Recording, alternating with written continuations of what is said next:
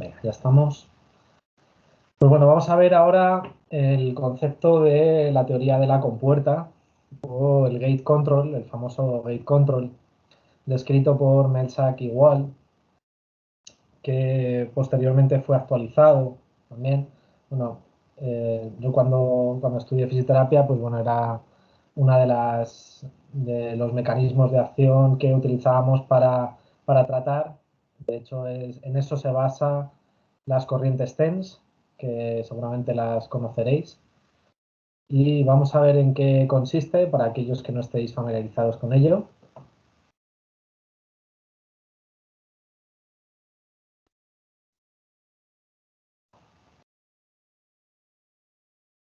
Bueno, pues tenemos, ahí estamos. La teoría de la compuerta o el gate control se basa en la descripción de sistemas de neuronas medulares que ponen en competencia los mecanismos de inhibición y excitación, ¿vale? Y se basa en dos teorías previas, que es la teoría de la especificidad, que cuando la piel está expuesta a un objeto punzante se desencadena un estímulo e inmediatamente aparece el dolor. Y la teoría de Sherrington, de 1900, en la que la sensación dolorosa se explica por la intensidad del estímulo y no por la cantidad del estímulo. La teoría de la compuerta, el gate control, fue descrito por, como os he dicho, Melchak y Wall. Igual. Fue publicada en la revista Science en 1985 y en la que, digamos que los estímulos de las diferentes fibras nerviosas compiten por llegar a la zona de la médula espinal, como vimos en las láminas de Rexed, ¿vale? Compiten por llegar a la zona de la sustancia gelatinosa de Rolando, que es donde se produce la codificación de esta señal dolorosa. Digamos que lo que hace es que las fibras, los axones de las fibras delgadas no mielinizadas, se supone que circulan más lento que los axones de las fibras gruesas que son mielinizadas. Por lo tanto, la activación de estas fibras gruesas mielinizadas, en este caso, se suponía que iba a inhibir a las señales no mielinizadas, ¿vale? O fibras C y delta. Para explicarlo mejor, como veis en este diagrama, están los axones de las fibras delgadas no mielinizadas, ¿vale? Que se componen de fibras A delta y fibras C, y los axones de fibras gruesas mielinizadas que se componen de fibras A beta, ¿vale? Que son más rápidas porque contienen mayor cantidad de mielina. Por lo tanto, la teoría es que al estimular estas fibras gruesas mielinizadas, la señal llegaría antes a la zona de la sustancia gelatinosa de Rolando y satura la señal, quiere decir que cuando estas están intentando acceder para ser codificadas, no pueden ser codificadas porque llegan antes del estímulo táctil, ¿no? Y de aquí, ¿sabes? Esto sería, digamos, una representación de la médula espinal, se dirige hacia mecanismos cerebrales centrales, hacia arriba, ¿vale? Esta teoría, como os digo, fue propuesta por Melchak y Wall. Lo que pasa es que después fue actualizada por el mismo Melchak. También la actualizó en la teoría de la neuromatriz, que eso lo veremos más adelante en otro seminario. Entonces, la teoría de la compuerta, del gate control, como veis, tenemos fibras lentas, que son fibras C, ante un estímulo, una lesión. Tenemos las fibras A beta, que son rápidas, ¿vale? Que son las del tacto. Entonces lo que hacen es que llegan antes a la médula espinal, saturan la zona de la lámina de Rexed de la sustancia gelatinosa de Rolando, por lo tanto, las del dolor, las fibras C, no pueden ser codificadas. Entonces se produce una modulación del dolor a nivel medular, ¿vale? Esto sí que es verdad que se ha observado que la acupuntura puede producir este efecto y se produce esa modulación a nivel medular, igual que la que puede producir un TENS, ¿vale? Una corriente eléctrica TENS que utilizamos en fisioterapia, en rehabilitación, para inhibir los estímulos dolorosos. El problema de esto es que las fibras del tacto tienen un umbral de despolarización bastante alto, entonces, y tienen una capacidad de adaptación bastante grande. Como hemos observado, igual que cuando nos ponemos un TENS, la mayoría de las veces, cuando pasa un tiempo, el estímulo terapéutico se deja de sentir, ¿vale? Porque se produce una modulación del mismo. Entonces, se pierde finalmente ese efecto terapéutico. Al principio sí se da, pero no es duradero en el tiempo, es lo que quiero decir. Eso es ¿Y por qué? la acomodación, ¿no? Digamos, ¿o no? Eso es el fenómeno de la acomodación, efectivamente. Entonces se tiene que volver a estimular y volver a despolarizar esas células, esas neuronas, para que el estímulo siga siendo terapéutico. Dentro de lo que es la modulación del aparato, del TENS, lo que se suele hacer es que o se sube la intensidad de la corriente o se hace una modulación en cuanto a la frecuencia, ¿vale? Para que no provoque esa acomodación o esa adaptación. Aquí en este diagrama también lo podemos observar,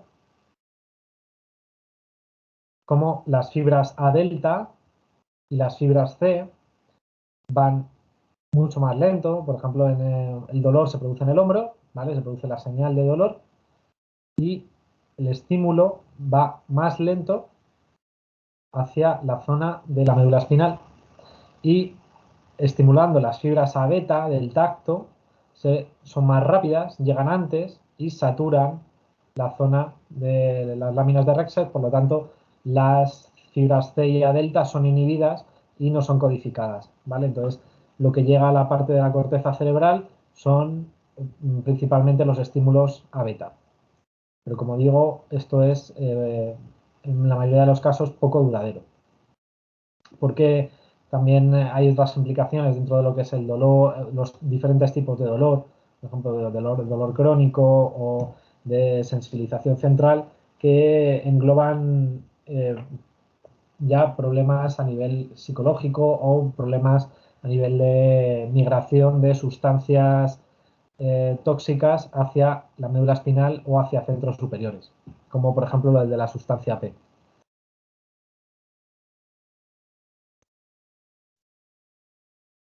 ¿Vale? Y esto es la teoría del gate control, la teoría de la compuerta. Igualmente, de forma innata, el ser humano ya lo ha realizado cuando te llevas la mano a la zona de dolor y produce una sensación de alivio, una sensación de analgesia, ya solo por la estimulación del tacto, ¿vale? De las fibras beta.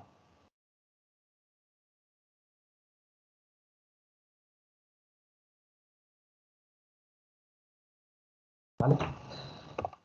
Bueno, pues esa es la teoría de la compuerta. Y a continuación vamos a comenzar, o os voy a introducir en lo que es la estimulación neurorefleja, ¿vale? Que es que ya hablamos ayer un poquito de ello. Hicimos la introducción del sistema nervioso o del recuerdo del sistema nervioso, desde el sistema nervioso central, periférico, los tractos de la médula espinal y el sistema periférico. Entonces, esta estimulación neurorefleja se define como un método inspirado en las técnicas terapéuticas de la acupuntura y desarrollado según los últimos avances en estudios de investigación en neurofisiología, neurociencias y terapias fasciales. El objetivo de la estimulación neurorefleja es el de equilibrar el organismo a través de estímulos cutáneos y percutáneos invasivos, en este caso, mediante terapias manuales e instrumentales, propios de los que hacemos en las técnicas de fisioterapia o terapia manual. Entonces, esta técnica la desarrollamos nosotros y fue en base a acceder a los diferentes tractos nerviosos del sistema periférico utilizando los puntos de acupuntura. Utilizando los puntos de acupuntura que siempre se han utilizado de una forma segura, pudimos observar la estimulación de ciertos puntos motores para la readaptación de ciertas lesiones, para el tratamiento de patologías crónicas y en algunos casos también agudos. Lo dividimos en dos partes del cuerpo, en dos partes de tratamiento o dos sistemas, como era el sistema corporal superficial o el sistema corporal profundo. El sistema corporal superficial, que es la que se utilizaba para tratar dolores agudos y mediante la estimulación de ciertas fibras, en este caso fibras C, fibras A delta también, y sobre todo fibras C para la activación del sistema endógeno de analgesia, que veremos en otros seminarios. Y la estimulación de los tractos nerviosos, por ejemplo, para patología más crónica, ¿vale? Incluso con corriente eléctrica, con termoterapia, láser, corriente eléctrica, estímulos manuales, estiramientos, ¿vale? Es como un compendio de varias técnicas para realizar un equilibrio de nuevo del organismo. Para la correcta realización de la técnica de la estimulación refleja es necesario el profundo estudio y conocimiento anatómico y fisiológico del sistema nervioso y la integración del sistema fascial. Por eso ayer empecé con el sistema nervioso para hacer el recuerdo y hoy he empezado con el sistema fascial, ¿vale? Que son los dos grandes sistemas en los que nos basamos.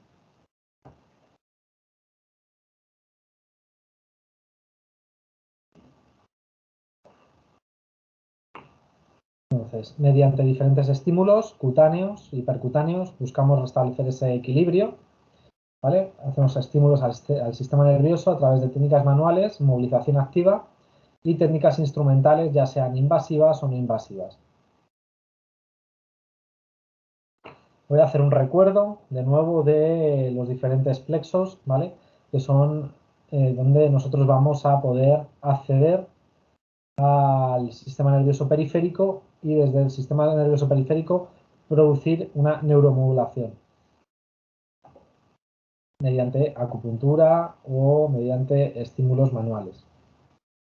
Entonces tenemos el plexo cervical que se ubica desde la C1 a la C4, que está representado por el nervio occipital menor, surge de las raíces C2, C3, nervio auricular mayor de C2 a C3, el nervio transverso del cuello de C2 a C3 también, el nervio supraclavicular C3, C4, el nervio frénico C3, C5 y el nervio supraescapular C5, C6.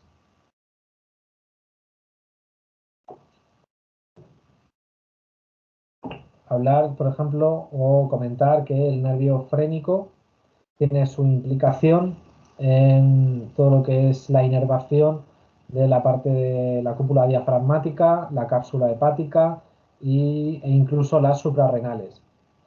Y muchas de las cervicalgias mecánicas que observamos tienen su origen en esta sobreexcitación del nervio frénico, producido en muchos de los casos por una también sobreexcitación de las glándulas suprarrenales en personas que están estresadas o personas que,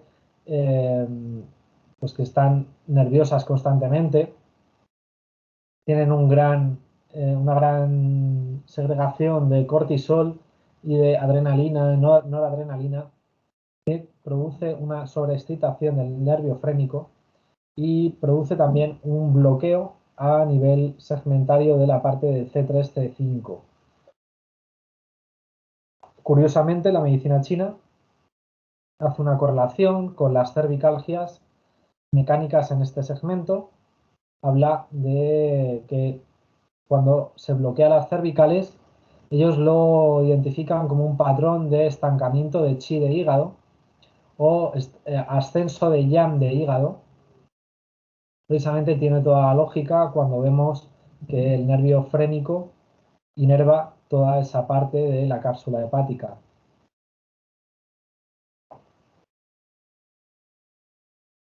Y luego, bueno, tenemos otros nervios que vamos a ver, porque podemos acceder también a la modulación del nervio frénico en este segmento, y hemos visto que con estimulación eléctrica en el segmento de C3, C5, por la parte delantera del esternocleidomastoideo, podemos estimular el nervio frénico y observamos incluso contracción muscular en el diafragma.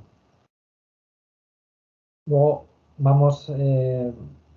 podemos también tratar, hay puntos de acceso hacia el occipital menor, por ejemplo en C2, C3, como puede ser vesícula biliar 20 o vejiga 10, ¿vale? En los que son puntos que se utilizan muchísimo en acupuntura y en cervicalgias. También es una zona, la zona de la nuca, que hay una gran cantidad de receptores nerviosos de propiocepción, que dan una sensación de posición en el espacio. En toda la musculatura posterior del cuello, ¿vale? De toda la zona de los oblicuos, del recto del cuello, la zona de la nuca. El occipital menor es un nervio que está muy de moda.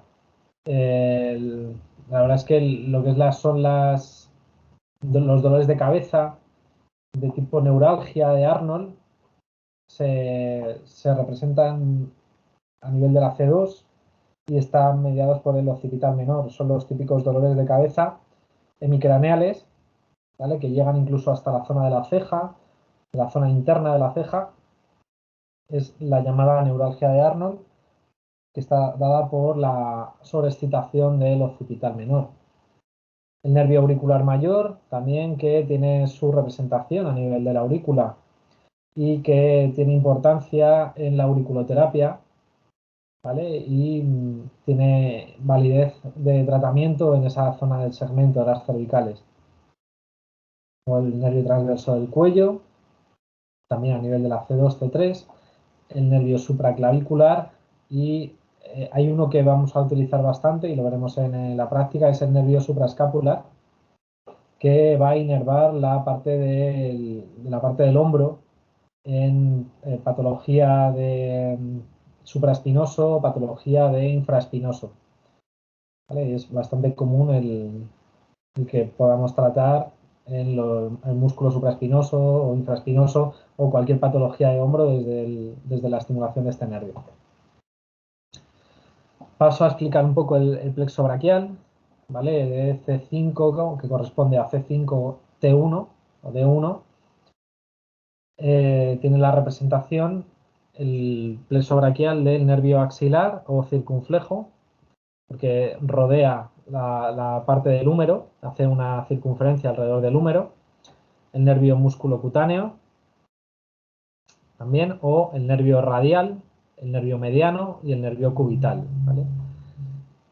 Tenemos la decusación aquí de las fibras de los troncos, tronco superior, medio y posterior, o el tronco lateral, posterior y medial, ¿vale? Donde surgen las ramas de los diferentes nervios que acabo de comentar, ¿vale? Y vamos a ver desde la estimulación neurorefleja, desde esta introducción que os hago, hicimos un mapeo de los puntos de acupuntura que podíamos tener acceso a los nervios periféricos de una forma segura, como puede ser a través del punto intestino delgado 9, a través del punto intestino grueso 14, ¿vale? Hay más puntos que podríamos acceder al nervio axilar, pero bueno, como es una pequeña presentación, os he puesto un par de cada, ¿vale? Que son los que en principio podríamos utilizar con una corriente eléctrica, con una aguja y un TENS. Podríamos acceder a neuromodular estos troncos nerviosos. Es el nervio circunflejo axilar, que va a dar un dolor en todo el hombro, ¿vale? Así como un dolor difuso en toda la zona de la bola del hombro. Y este tipo de tratamiento nos va a ayudar a cualquier tipo de dolor específico en los dolores de este tipo. Otro de los accesos que podemos tener, en este caso, hacia el nervio supraescapular, que surge de las raíces C5 y C6. Tenemos el intestino delgado 11, ¿vale? Y el intestino delgado 12. Estos dos puntos que además coinciden, en este caso, con puntos gatillo y además son puntos motores, ¿vale? Del músculo infraespinoso y supraespinoso. Como veis, justo el punto infraespinoso aquí en el medio de la escápula y el 12 de intestino delgado justo en la fosa supraespinosa. ¿Vale? Desde ahí podemos acceder con cierta seguridad a la neuromodulación de este nervio supraescapular. El intestino delgado 11, por la tradición china, es un punto muy utilizado en artes marciales para la liberación y también en la potenciación del miembro superior, para liberar todo el miembro superior. Y se ha utilizado mucho, es decir, en artes marciales se decía que los luchadores de Kung Fu utilizaban este punto para dejar suelto el brazo, para tener más agilidad a la hora del golpeo.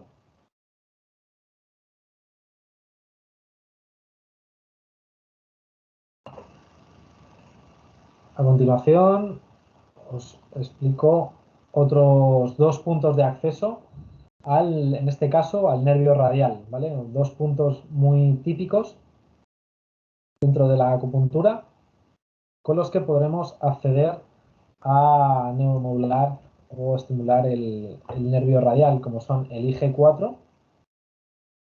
El IG4 en concreto se ha visto en cadáver, en disección, que tiene una confluencia de los tres nervios principales del brazo, como son el nervio radial, el nervio mediano y el nervio cubital. Es decir, que en la zona del IG4, que corresponde al músculo interóseo, pues surgen raíces de tanto del nervio mediano como del nervio cubital. Y por eso nos explicamos que cuando hay veces que colocamos la aguja a este nivel del IG4, de repente empiezan a notar sensaciones en la zona de cubital y tiene su explicación por eso, porque lanza raíces, lanza ramificaciones hacia este punto. Para que veáis la importancia del IG4. Es un punto que puede tratar dolores en todo el brazo, además de en la cabeza. Luego tenemos el IG11, ¿vale? Que es punto de acceso también al nervio radial, ¿vale? Cuando ya se ha ramificado, porque se ramifica antes de la llegada a la parte del codo, ¿vale? Entonces podemos acceder a la zona cutánea y a la zona superficial del nervio radial. Veremos tratamientos más adelante en la práctica para tratamiento de epicondilitis y otro tipo de tratamientos de Kerben, ¿vale? Otro ejemplo, dentro de la estimulación de refleja, tenemos la estimulación del nervio mediano a nivel de C8 y D1 y lo podemos acceder a este nervio mediano a través de pericardio 6 o a través de pericardio 3. Bien, hay más puntos. En todo a lo largo del recorrido del mediano tenemos el pericardio, pero los puntos de mejor acceso o de un acceso más seguro son estos los que encontramos y los que hicimos el mapeo. ¿Vale? Nervio mediano, pues para cualquier problema de por ejemplo, la mano del predicador, ¿vale? También problemas de Dupuytren, también problemas de síndrome de túnel del carpo, también podemos tratar. A nivel del codo, epitrocleitis también, problemas del bíceps, del braquial.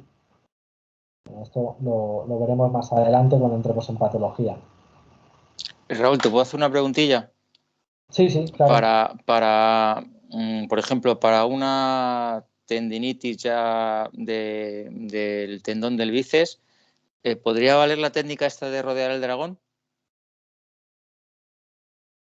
Para el bíceps depende de la lesión. Si es una lesión porque tenga a lo mejor una lesión por rotura de alguna fibra, fibrosis y No, demás. no, es más que nada ya pues una tendinosis, más que tendinitis, una tendinosis ya cronificada. Ujú. ¿Podría Podría ser valer. válido? Sí, sí, podría valer. Sí, sí.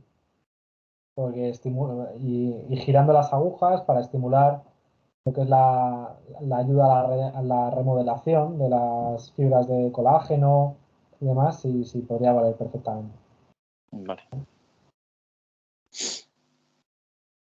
Bueno, nos pasamos ahora a la estimulación del nervio cubital, ¿vale? El nervio cubital que sale de las raíces de C8 a T1 y accedemos al nervio cubital desde intestino delgado 5 o desde intestino delgado 8, ¿vale? A través del canal de Gullón, a nivel de la muñeca, o a través como digo yo, del el canal cubital, el golpe de la suegra, también denominado, el famoso golpecito que te deja la mano dormida, todo el meñique, pues también podemos acceder desde aquí. Hay que tener en cuenta la puntura, es decir, intestino delgado 8, por ejemplo, no es una puntura que sea para principiantes, hay que tener cuidado porque a este nivel el nervio pasa bastante cerca y tenemos que tener cuidado, es decir, que en la práctica ya lo veremos cómo se hace. Digo, porque no os liéis aquí a poner agujas.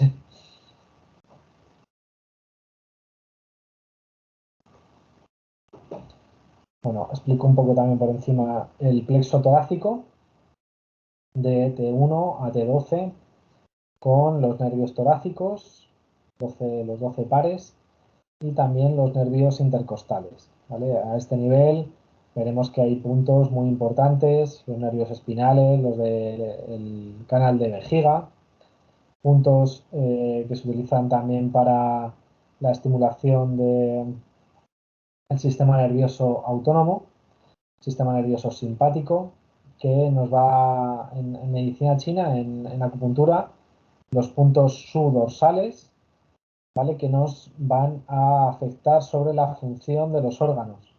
¿Vale? A nivel neurológico podemos tratar problemas de síndrome de sensibilización central. De hecho, es una de las zonas donde tendremos que tratar a través de los segmentos de la médula espinal. También es una zona de observación, de diagnóstico, para observar si hay segmentos que están facilitados, se le llama, mediante cambios en la coloración de la piel o vértebras bloqueadas en la zona, que nos van a hablar pues de segmentos enteros que deberíamos de tratar. Pero bueno, esto lo veremos más adelante en los siguientes seminarios porque esto es más avanzado. Aquí a lo largo de la columna vertebral también se sitúan los puntos Huatuo-Yachi, ¿vale? Que fueron descubiertos por el doctor Huatuo, que también hablaremos de él en el futuro. Bueno, paso a explicar un poco el plexo lumbar, así por encima. Plexo lumbar que va desde L1 a L4 y está representado por el nervio ilio hipogástrico en la L1, nervio ilio inguinal L1, nervio genitofemoral L1, L2, nervio cutáneo femoral lateral L2, L3, nervio femoral L2, L4, nervio obturador L2 a L4 y tronco lumbosacro L4 a L5.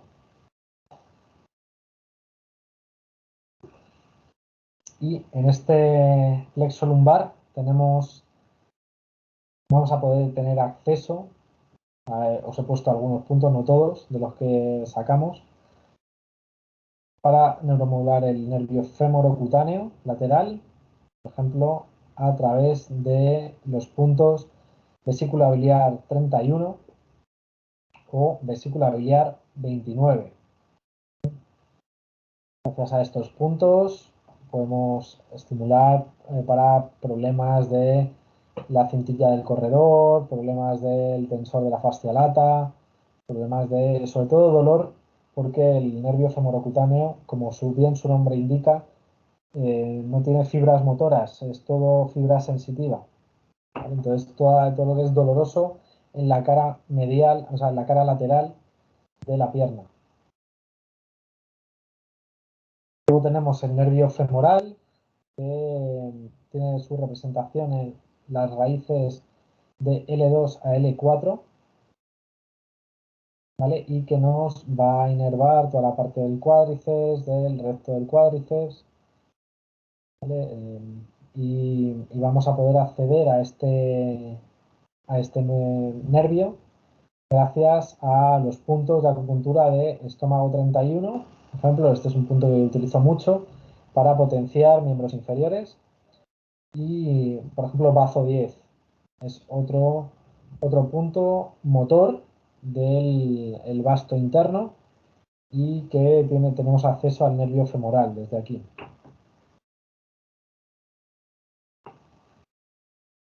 Luego tenemos otro nervio como es el safeno, ¿vale? Que surge de las raíces de L1 a L4. También es un nervio cutáneo, por lo tanto no tiene fibras motoras. Podemos acceder a este nervio desde los puntos de bazo 9 o bazo 6 a nivel superficial, ¿vale? El nervio safeno es bastante superficial, porque si nos metiésemos un poco más hacia adentro, desde bazo 6 llegaríamos al tibial posterior. Pero a nivel más cutáneo tenemos a este nervio que nos va a dar dolores en toda la zona de la cara interna de la rodilla o incluso de toda la rodilla en general y parte interna de la pierna, de la pantorrilla o pata de ganso también podemos tratar desde el nervio safeno. Vale. Y paso a continuación al plexo sacro, explicarlo así por encima. Plexo sacro que sale de las raíces de S1 a S4 y está representado por el nervio glúteo superior de L4 a S1, el nervio glúteo inferior de L5 a S2, el nervio ciático, el famoso nervio ciático, de L4 a S3, que se divide en el nervio peroneo común y el nervio tibial. ¿Vale? El nervio ciático es un nervio muy potente, muy grande, es muy gordo y lleva fibras motoras y fibras sensitivas. Se divide en nervio peroneo común y nervio tibial justo antes de llegar a la flexura de la rodilla, antes de llegar al hueco popliteo. Luego tenemos el nervio cutáneo femoral posterior, también representado desde las raíces S1 a S3. El plexo pudendo de S2 a S4, representado por el nervio pudendo interno y los nervios rectales, vesicales y vaginales. Y el plexo coxígeo, representado por el nervio coxígeo y el nervio del cuarto sacro y el quinto sacro, y está representado en las raíces de S4 y S5. Bueno, entonces, ¿cuál es el mapeo que hicimos para acceder al nervio ciático? Pues vesícula biliar 30, cuanteado, es un punto de acceso directo al nervio ciático para poder neuromodular o para producir un estímulo motor, porque también es punto motor. Y vejiga 30, ¿vale? A los dos lados del sacro tenemos justo casi en la zona casi del coxis, Bueno, en la zona de la rabadilla casi, tenemos a vejiga 30.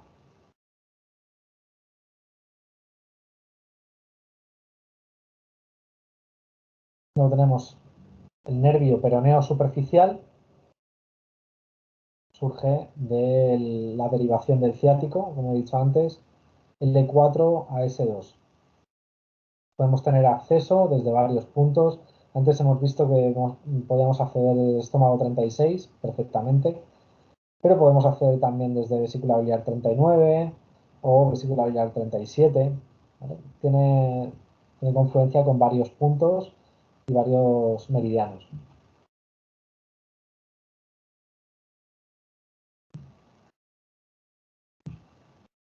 A continuación os presento también el nervio sural, que vamos a poder entrar a estimularlo. El nervio sural, que también es un nervio sensitivo, no tiene fibras motoras, y surge de las raíces L4 a S2. Podemos acceder a través de vejiga 60, entre otros, y, por ejemplo, vejiga 57, que comentaba anteriormente. El nervio sural tiene bastante correspondencia con el canal de la vejiga.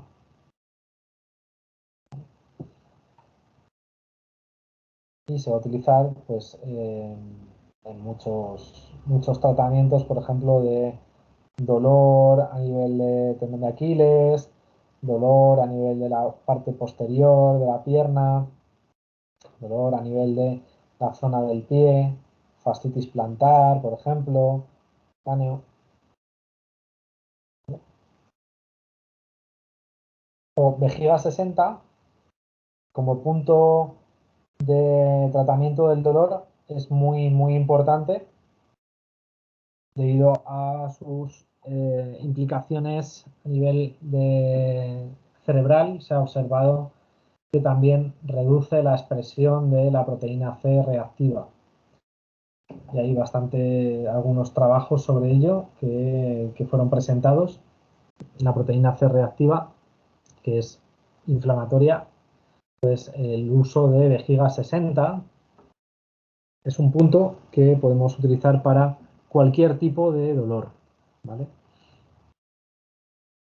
Cualquier tipo. O sea, y además, dentro de la medicina china, es un punto que engloba el canal de la vejiga, que representa a la parte del agua, dando soporte y estructura al sistema nervioso en la traducción de las señales eléctricas y a su vez engloba, como también es punto de fuego dentro del canal de agua, implica también a nivel de la mente, a nivel cerebral y a nivel del Shen, ¿vale? Como hemos hablado anteriormente, el Shen, que estaría representado por el elemento fuego en la medicina china, se ha observado, por ejemplo, que vejiga 60 tiene implicaciones sobre la percepción del dolor o sobre la desactivación del dolor a nivel de la corteza cerebral. Y la verdad es que funciona muy bien. Es un punto analgésico muy potente.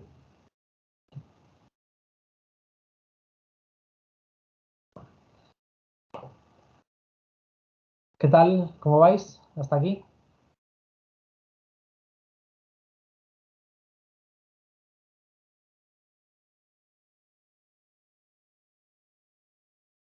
¿Qué tal? ¿Os ha quedado más o menos claro la introducción a la estimulación neurorefleja? Sí. ¿Nos pasarás la presentación esta, Raúl, las diapositivas? Sí. Os pasaré las diapositivas, sí, para que lo tengáis. De todas formas, todo esto lo repetiremos ya en la práctica cuando nos toque. O sea que no os preocupéis, que vamos a practicar bastante esto. Y luego las diferentes técnicas que utilizamos en acupuntura para el dolor. ¿Vale? Os vuelvo a repetir, la diapositiva, esta también entra dentro de lo que es la estimulación neurorefleja los diferentes puntos de acceso al nervio radial. Voy a compartir pantalla, donde he salido.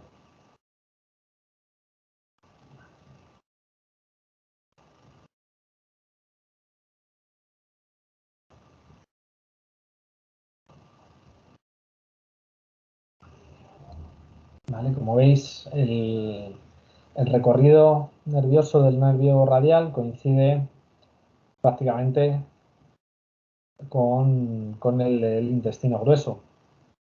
¿Vale? Entonces, no solo desde el IG4 podríamos tratar, sino cualquiera del canal podríamos tener acceso al mismo. El IG4, al fin y al cabo, es un punto muy estudiado. Yo creo que debe ser el punto de acupuntura más estudiado, de los que más estudios vais a encontrar con el estómago 36. Nosotros cuando escribimos el libro de acupuntura, una farmacia en el cuerpo, y estuvimos haciendo una recopilación de estudios de los diferentes puntos. La verdad es que el estómago 36 y el IG4 es que se llevaban la palma en todo, ¿vale? Tanto a nivel de regulación inmunitaria, como a nivel de dolor, como a nivel de problemas digestivos. O sea, son dos puntos que son maestros o son puntos que en la mayoría de tratamientos los vamos a utilizar, ¿vale? Y más en el tema del dolor.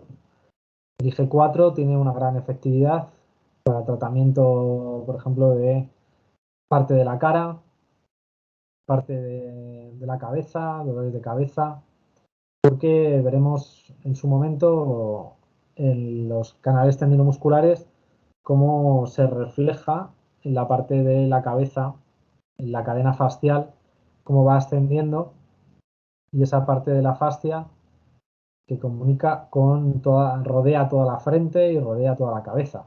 Entonces el IG4 se le llama punto Yuan, ¿vale? O punto de control del canal, punto de control del meridiano. Imagino que Liu os ha enseñado ya los puntos Yuan, ¿no? Y os ha enseñado los puntos de los puntos Su antiguos, ¿no? ¿Los habéis visto? Los puntos Su antiguos. Punto Yuan, ¿y sabéis qué significa punto Yuan?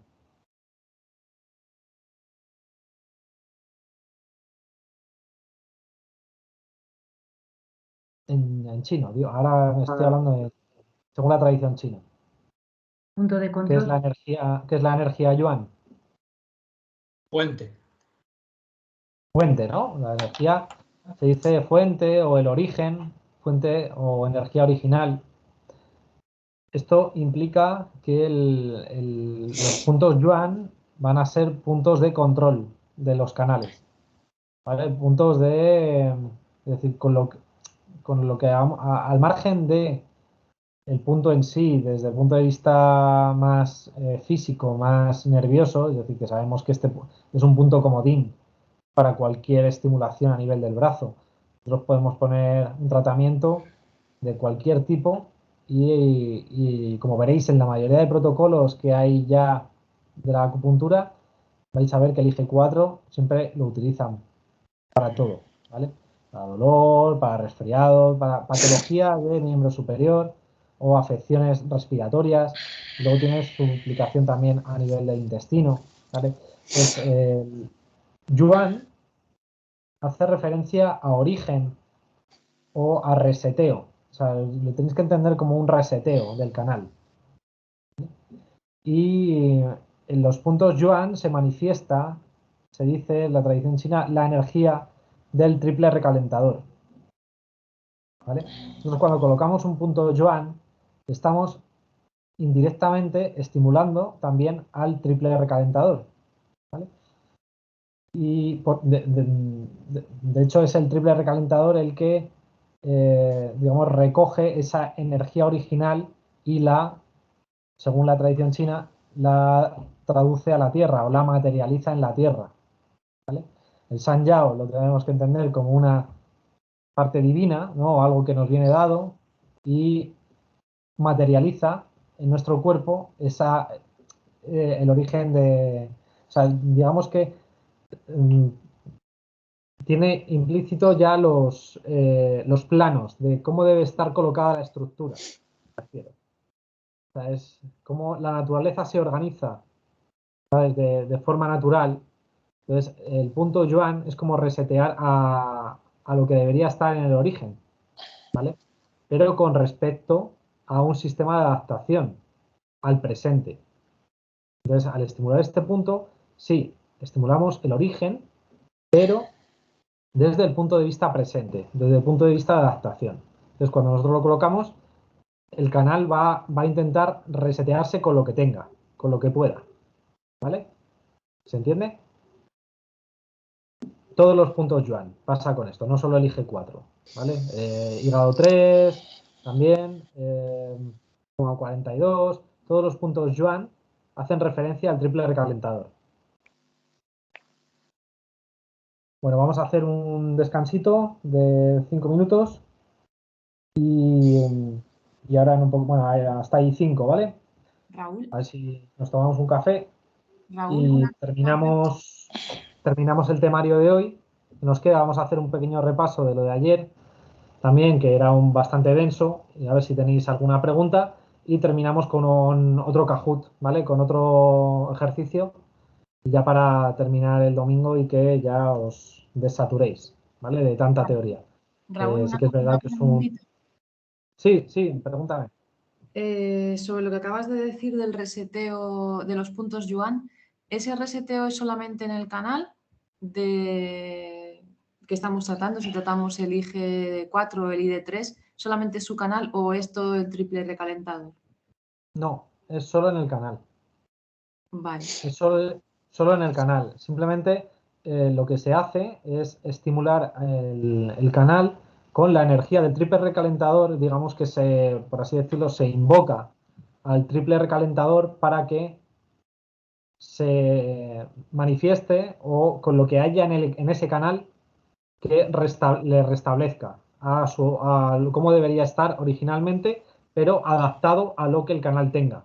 Quiere decir que con los puntos Yuan en el intestino grueso, si nosotros le ponemos el triple recalentador en ese sentido, va a hacer lo que pueda. ¿Vale? Lo que pueda con lo que tenga. Canal. Quiere decirse que si el canal está en insuficiencia, desde el diagnóstico chino, si el canal está en insuficiencia, pues a lo mejor mucho no puede hacer. ¿Vale? No quiere decir que es que sea mágico. O sea, si hay suficiente energía en el canal, ¿vale? Si está correctamente, podrá restablecerse. Si no lo hay, no podrá. Y si no lo hay, se le puede dar con el luo de su pareja, ¿no? Claro, ahí ya entramos cuando empezamos a derivar el chi de un canal a otro. Como dice. Entonces utilizamos a lo mejor los puntos luo, tal, para llevar energía a ese canal. ¿Vale? Y una vez que ya ese canal sí que tiene energía, entonces estimulamos con el IG4 para que se restablezca. Es decir, que si nos cogen una época, como os he dicho antes, de final del otoño, porque el otoño es característico la energía del metal, ¿no?